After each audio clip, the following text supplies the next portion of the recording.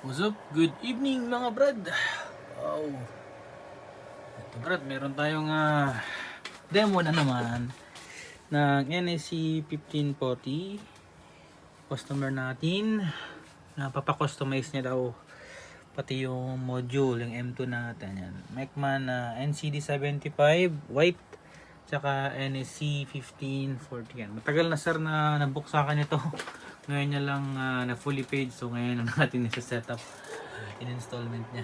Hulugan sa bayad sa Gcash lang. Ayan. Mecman M2 kukonect na dito. So ito brad, 4-inch voice coil na NSC 1540.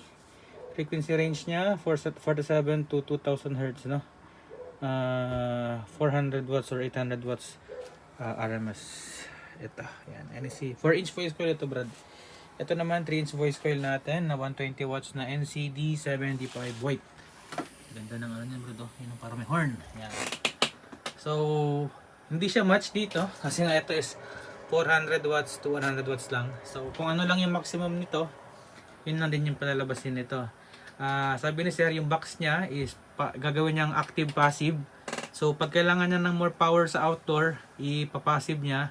Tapos kung gusto niya naman sound trip lang sa loob ng bahay or indoors, mag-active daw siya. Ayan, nag-chat na naman. Pag mag-indoors daw, i-active niya. Pag mag-outdoors, papassive niya. So meron siyang separation or terminal pa rin dun sa kanyang box yan. Active passive. Okay, so pakinggan natin. So yung sinet ko dito, Brad, sa atin, ito yung input niya. Music, live, flat, speech, yan. Baba. Tapos club, naka-boost yung bass. Yan. Ito naka-default ito dati sa ano ko, sa may plastic box, no? Pero ikaw na bahala sir mag-adjust nito. Yan. Obviously kapag nilagay mo na yun sa wooden box mo, mas ma-bass yan. Kasi nga 4-inch voice coil yung woofer natin, no? Treble niya, sinet ko yung kanyang crossover point sa 1800 Hz or 1780 nakalagay dito. 12 Butterworth lang. Okay, yung iba gusto naka 24 dB pero ito sa test ko kanina mas gusto ko ito, pakinggan. Tapos 1780 yung kanyang HPF sa high frequency niya. So anything above 1780 ka-cover niya, no? Tapos may unting boost dito. Sa bass niya ang ginawa ko 49 since yung speaker na natin is can go to 50 Hz lang, no? So kinat ko na below 50 Hz. Pero pwede mo itong baguhin sir sa settings mo kung maggagamit ka na sa subwoofer mo. Pero okay na yun sir, naka full range tayo, no? So 50 Hz tayo. Tapos naka 24 dB Riley tayo. Yan, mas steep yung kanyang curve. Tapos yung crossover point naman ng ating woofer is 2040. So may overlapping, no? 1.8 sa Twitter, tapos 2,000 naman sa mid.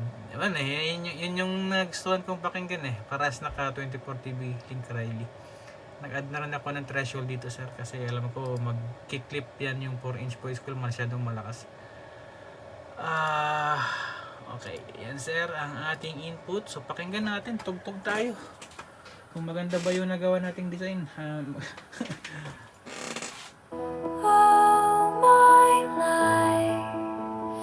Changing every day in every possible way,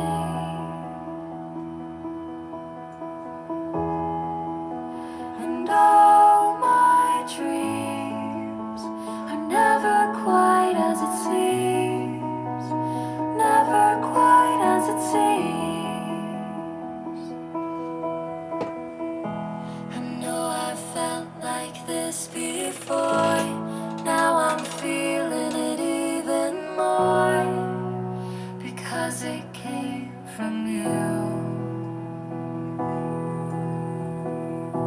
But then I open up and see the person falling here is me, a different way to be.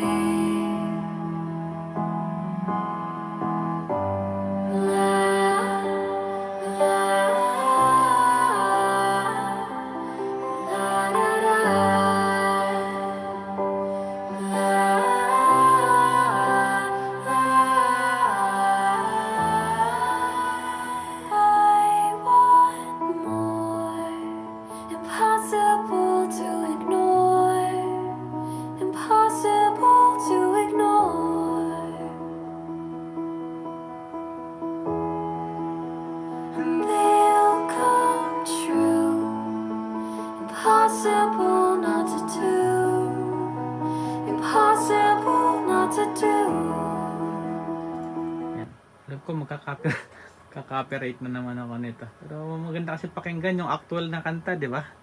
Yung tipong ngayon, no? Open baffle, wala pang box, pero ang sarap sa tenga pakinggan.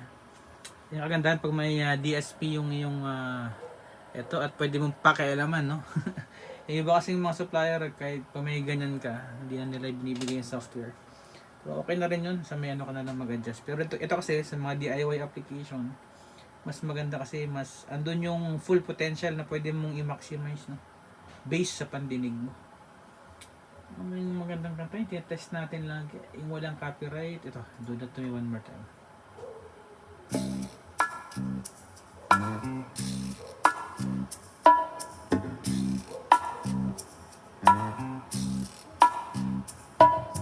Do that to me one more time.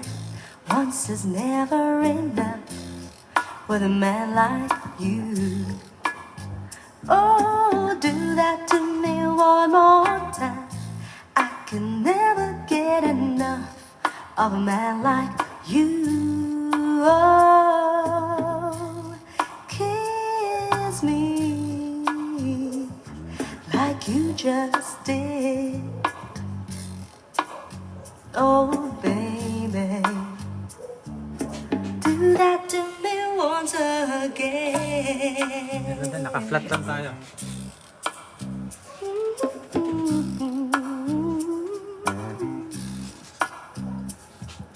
Pass it by me one more time.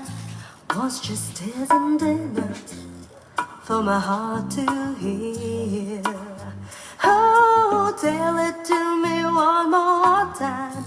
I can never hear enough while I got you near. Oh, say those words again like you just did. Oh, baby, tell it to me once again.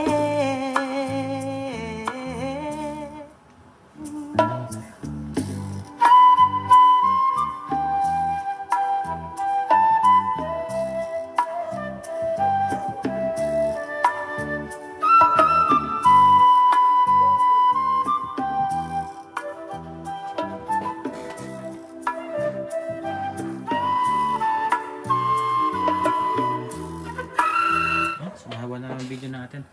Ayun na Brad, sinare ko lang sa inyo sa order ni sir na nakakatuwa lang kasi tagal ko nang hindi naka-configure nito. Yan. So again, ginamit natin M2 niya. Yan, ang price is 8,500, 3,900 sa NCD na 75. Ito sold out na to Brad. Ito may 2 pieces pa ako nito. Ay, apat na pieces pa pala ng NEC 1540. 4-inch voice coil ito, in out. Okay. Yan sir, sana napakinggan mo at maganda. Good luck. Pa-share ako ng DIY mo nito na passive active na speaker mo. Yan sir ha, wala pa yan sa box. Ang ganda na ng tunog. Naka-configure na, naka-calibrate na. Pa-recalibrate na lang uli ako pag na-install mo na sa box mo. Kasi sigurado ako magbabawas ka ng bass. Masyadong malakas ang bass nito. Binawasan ko na yan. Ito, dinagdagan ko lang, binus ko lang yung bass niya kasi walang baffle na. Pero actually dapat pag flinat mo yan, dapat maayos na yung tunog yan. Salamat po and have a nice day.